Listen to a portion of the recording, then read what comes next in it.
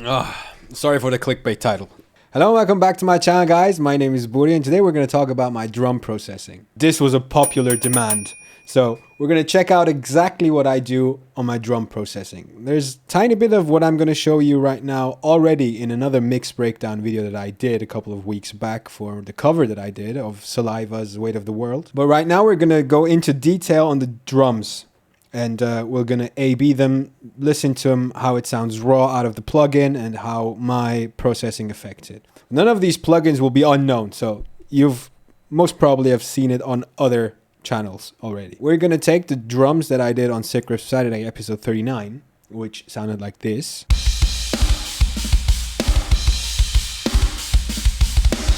This is how it sounded before my processing.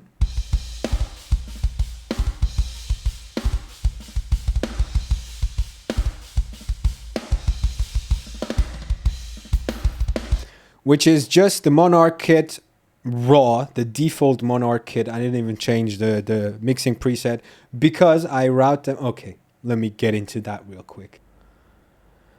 Let's get rid of the side pane. Okay, so the drums are the Monarch kit from rsdrums, and it is just a default Monarch mixing preset.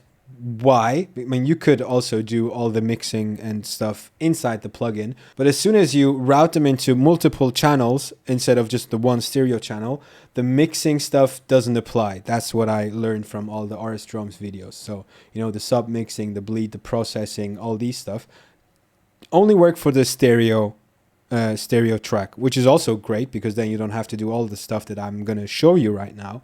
But if you want to do that, then you'll just have to, as always with Contact, you have to route the kit into multiple channels. As you can see here, I have all the shells here, kick, snare, the toms, and then I have an overhead channel, the close room, the far room, the cymbals, hi-hats, and ride. And I routed them in here. So the kick goes to kick, snare goes to snare, yada, yada, yada. That is the basic stuff. And then this just is the raw tone, as you can see.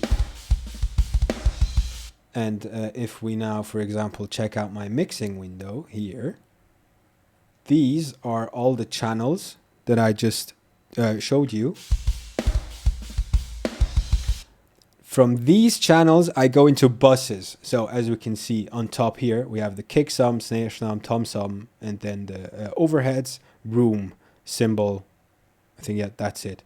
So these go to these buses here that I've highlighted here. We have the kick sum, the snare sum, tom sum, cymbal sum, overhead, and then room. These go to the drum bus. The drum bus goes to the instrument bus. The instrument bus goes to the mix bus and master, and so on and so forth. So again, raw tone.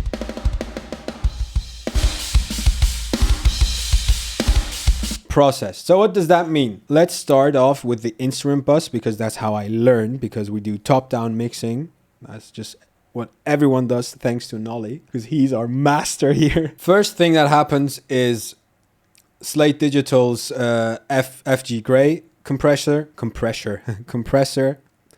The settings will be pretty similar as Nolly's Masterclass settings because I initially copied them and then changed them, tweaked them to taste. The goal here is to catch the snare. And I want the snare to have maybe, 3 dB of gain reduction, 3 to 4 dBs. So that's why you change the threshold until it fits. But listen to the snare sound and look at the needle here.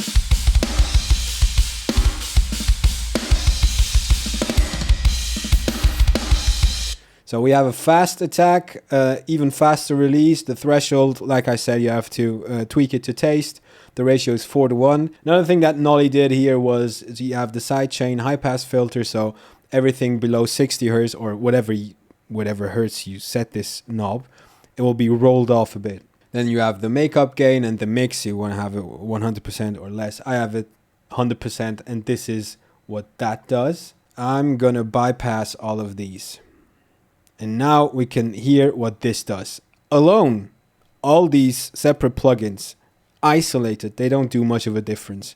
The sum of every little change is what makes the magic happen.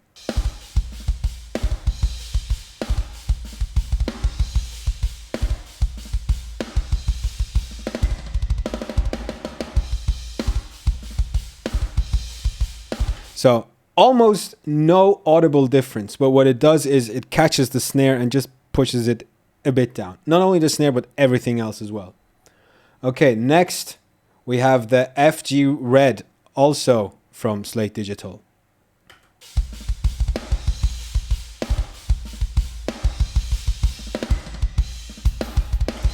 We have this threshold here. What is it? At 10 minus 10.7 dB. The ratio is 4.5. Attack is moderately slow. I mean, it's 5.7, but the release is also very fast. We have a bit of a drive. The makeup gain is just so it is about the same volume, bypassed or active. Then we have another high pass filter here, and the mix is a lot lower because this at 100% might be a bit too squashed. Let's just hear what it does.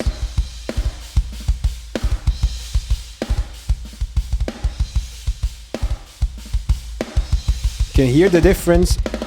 You can hear the difference at the drums a bit. Next thing that happens is this one. It's called the Instrumental Bus Magic. That's something from Nolly here, which does this.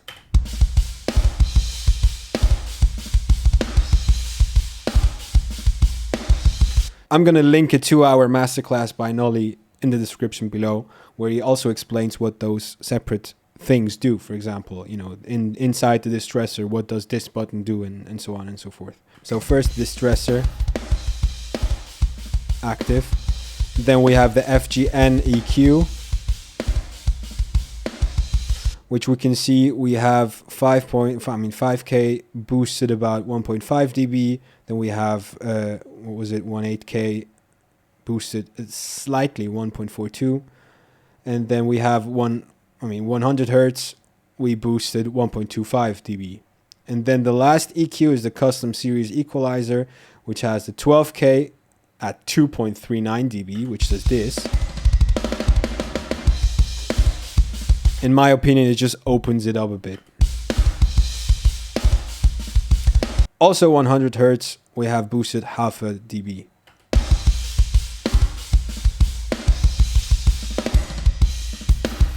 Okay, so let's move on to the drum bus. On the drum bus, I have something similar going on like the Nolly Instrumental Bus Magic. It's just, I called it Booty Drum Bus, but it's essentially the same, just slightly changed tweaks. So again, we have the distressor, the FGN EQ, and also the custom series equalizer. You can see, for example, here, instead of boosting it half a dB, I reduced something here. If you ask Booty, why the fuck are you reducing it here and then boosting it over there? It's just, think about the chain. So it goes into those compressors reduced, and then afterwards I boost it. Let's listen to what it does.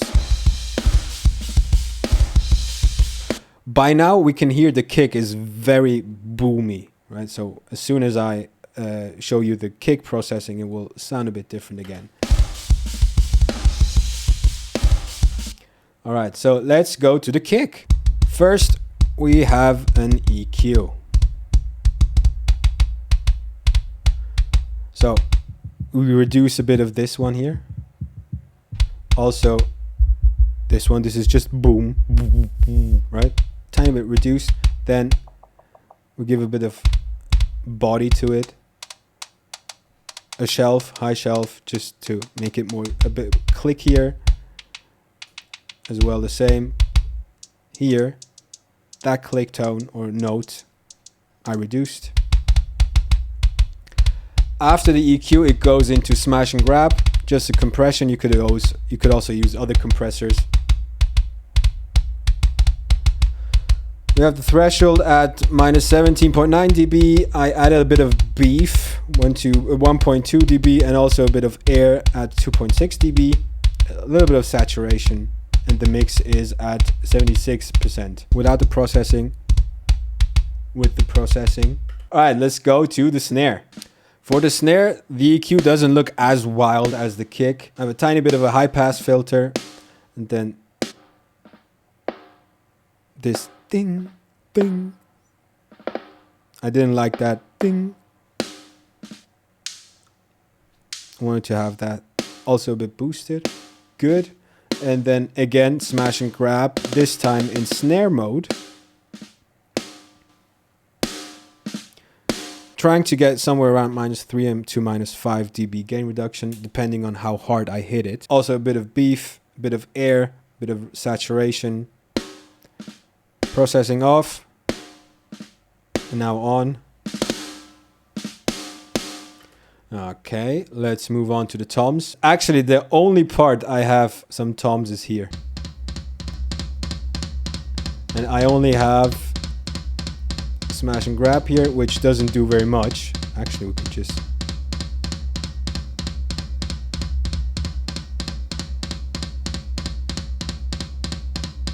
Yeah, that is the tom processing. Actually, that was a lie. Let me go to the toms. I have directly on the tom channels that the plugin feeds, I have some EQs going on. Let me see, which one is it? It's this one. Okay, so I have two separate kind of EQs for the toms. For the rack toms, I have an EQ move, or lots of moves. And then for the floor toms, I didn't change the EQs for the specific floor tom. I could have done that, but as you can see on the whole drum part, those two floor tom hits are the only toms that I use, so it's kind of, it would have been an overkill. But let's just check it out how they look. So what do we have here? We have a dynamic thingy that pushes the gain down as soon as it hits a certain threshold. I think it's this one, yeah, exactly. And then we have some other cuts and then a boost on the top.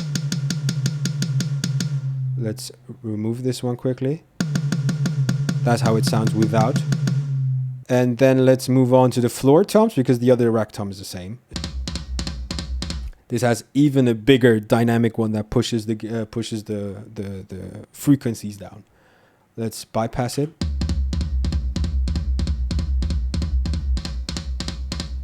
Again, just makes it a bit more clickier, tames the low end a bit, so it can push through the mix a bit easier. So this is what happens on the floor toms directly. And then, as I showed you on the tom sum track, we have the smash and grab compression. Let's move on to the cymbals. Without processing. And then we have an EQ where there's almost no low end anyway, but I wanted to cut it out. Can even cut it even more like this. This one here, it actually, you hear that? That one just kind of rubbed me the wrong way, so I took it away. And then after the EQ, we go into smash and grab again. This time in smash mode. Also in overhead mode with the threshold, so it hits somewhere around here, exactly. Added a bit of air.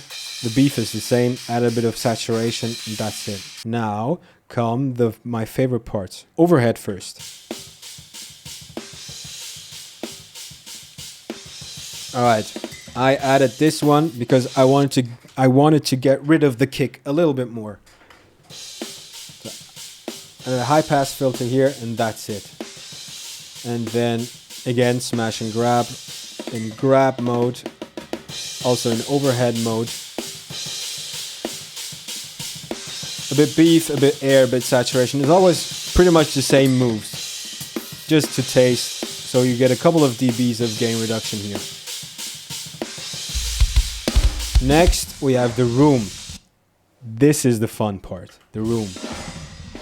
The room mics are always the ones that I tend to overuse a bit because I like a fat drum sound, because just... I'm gonna mute the room quickly.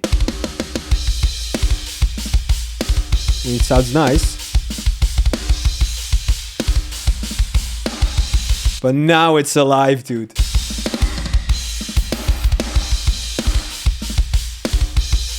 Yeah, okay. Let's listen to the room mic quickly and see what we've done. First off, again, an EQ. Reduce the low end again a bit. Then this note here. And also this one because of the cymbals. Reduce those a bit. Without it. With it. And then we go into smash and grab once more. For the last time here. Also in grab mode. in room mode. You see, the snare is always the loudest, so I try to have the snare around -3 to -5 dBs of gain reduction. I reduced the beef a bit again just to control the low end, but I boosted the air and saturation. The mix is 100%, and that's how it sounds. Without processing, with.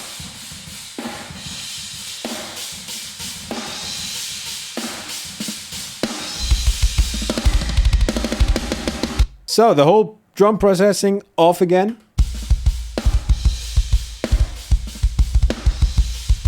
Now on.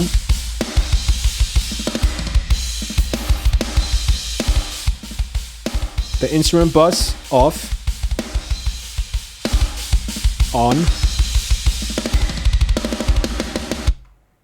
And now let's disable everything again. Plug-in sound.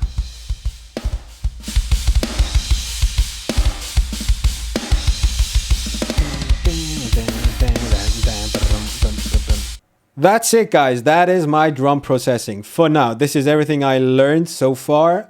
I am very eager to learn more. Also, I want to get a bit more brave to test out other compressors and anything. But, as you know, with my upload schedule and everything, I just have to have something that works. Even though it might not be game-changing, but it just works. And I can work with the drums because primarily I'm a guitarist. And I focus more on how the guitar sounds.